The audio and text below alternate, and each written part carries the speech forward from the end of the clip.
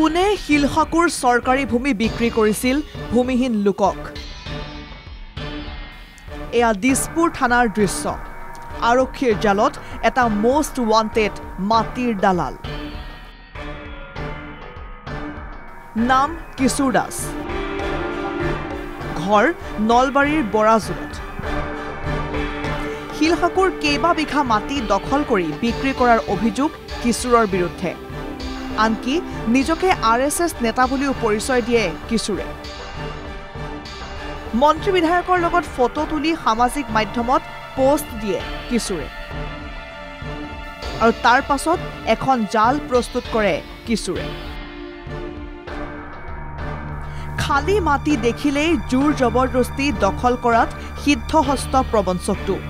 কেৱল মাটি দখল কৰাই নহয় গুধন সিন্ডিকেটতো জড়িত থকাৰ অভিযোগ কিশোৰৰ বিৰুদ্ধে জাপৰিগুগৰ ৰাধানগৰত দখল কৰিছিল 26 বিঘা মাটি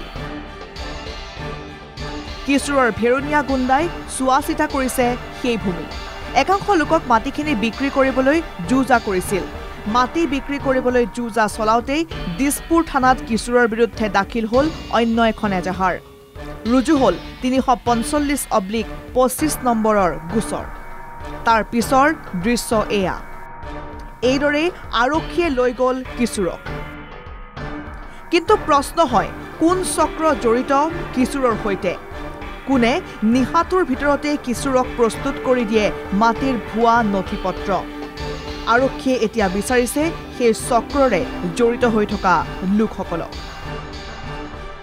ভিডিঅ' জাৰ্নেলিষ্ট দেনাশাৰ বড়োৰ সৈতে বিনয় কলিতাৰ ৰিপৰ্ট NKTV+